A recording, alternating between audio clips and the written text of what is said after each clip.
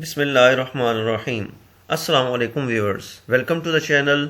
आज हम chapter number 13 electromagnetism के कॉन्सेप्चुअल क्वेश्चंस को डिस्कस कर रहे हैं। तो आइए पहले क्वेश्चन नंबर 6 को डिस्कस करते हैं।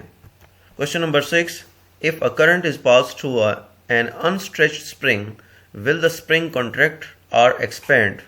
क्वेश्चन है कि आप एक अनस्ट्रेच्ड स्प्रिंग में से करंट को गुजारते हैं तो क्या स्प्रिंग कॉन्ट्रैक्ट करेगा या एक्सपेंड होगा।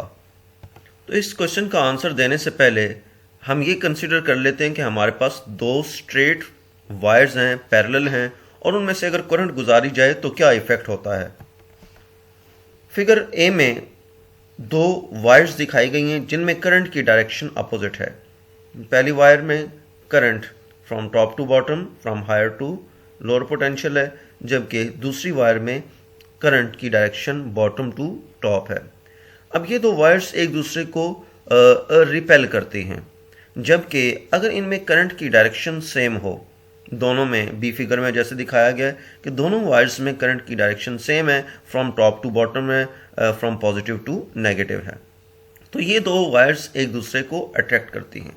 इनकी अट्रैक्शन या रिपल्शन की रीज़न क्या है वो एक्सप्लेन कर देते हैं।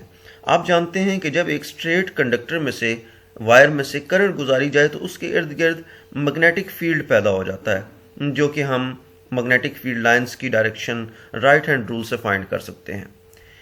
जब करंट की डायरेक्शन अपोजिट है, आप अगर राइट हैंड रूल अप्लाई करके देखेंगे तो दोनों कंडक्टर्स के दरमियान, दोनों वायर्स के दरमियान मैग्नेटिक फील्ड की डायरेक्शन सेम होगी। मैग्नेटिक फील्ड लाइंस की डायरेक्शन एक ही है, ये एरो आपको दिखाई दे रहे होंगे, जिसकी वजह से दोनों कंडक्टर्स के दरमियान मैग्नेटिक फील्ड की स्ट्रेंथ बढ़ जाती है, और ये ज़्यादा मैग्नेटिक फील्ड की स्ट्रेंथ ये इन कंडक्टर्स को अवे पुश करती है। दोनों कंडक्टर्स पर जो फोर्स लगती है वो एक दूसरे के अपोजिट लगती है, लिहाजा ये एक दूसरे को रिपेल करते हैं। उसके मुकाबले में अगर करंट की डायरेक्शन सेम हो तो अब इन दोनों के दरमियान magnetic field lines, magnetic field एक दूसरे के इफेक्ट को कैंसिल कर रहा होता है।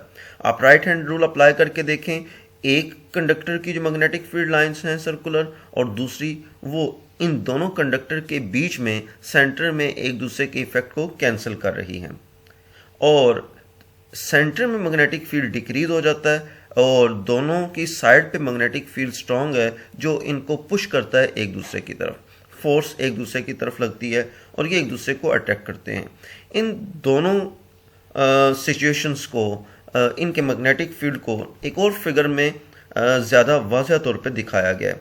आप इधर देख सकते हैं दोनों में करंट की डायरेक्शन सेम है। ये डॉट ये out of the plane current की डायरेक्शन को इंडिकेट कर रहे हैं।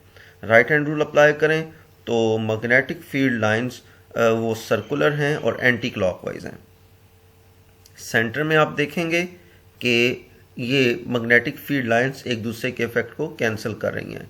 यहाँ मैग्नेटिक फील्ड सेंटर में कम है, लिहाजा ये एक दूसरे को अट्रैक्ट करेंगे। अपोजिट सेम डायरेक्शन में करंट अगर हो तो ये एक दूसरे को अट्रैक्ट कर रहे हैं। जबकि दूसरी फिगर में आप देख सकते हैं कि एक वायर में करंट की डायरेक्शन आउटवर्ड है, डॉट से दिखाया गया है, और एक में इनवर्ड है, ये क्रॉस इंडिकेट कर रहा है। और दोनों पर राइट हैंड रूल अगर अप्लाई करें तो मैग्नेटिक फील्ड लाइंस सेंटर में मैग्नेटिक फील्ड वो स्ट्रांग होगा और ये एक दूसरे को रिपेल करेंगे। अब आप जानते हैं कि जब एक स्प्रिंग में से करंट को गुजारी जाए, स्प्रिंग में से करंट को गुजारा जाए तो इसके डिफरेंट लूप्स हैं। हर एक लूप में करंट की डायरेक्शन सेम होगी, और करंट अगर की डायरेक्शन अगर सेम है तो आपने अभी पढ़ा है कि दो वायर्स जिनमें करंट की डायरेक्शन सेम थी वो एक दूसरे को अट्रैक्ट कर रही थी, तो ये हर एक लूप एक दूसरे को अट्रैक्ट करेगा और इस अट्रैक्शन की वजह से ये स्प्रिंग कॉन्ट्रैक्ट होता है। तो इसका आंसर है if a current is pass through an unstretched spring then it will contract. आपको फिगर ए में एक स्प्रिंग दिखाई दे रहा है जिसमें से कोई करंट नहीं पास की गई, जबकि दूसरा स्प्रिंग जो नज़र आ रहा है उसमें से अगर करंट गुजारी गई है और वो कॉन्ट्रैक्ट हो जाता है, क्योंकि डिफरेंट लूप्स एक दूसरे को अट्रैक्ट करते हैं। Answer: as we know that the two parallel conductors carrying current in the same direction attract each other because magnetic field between them decreases.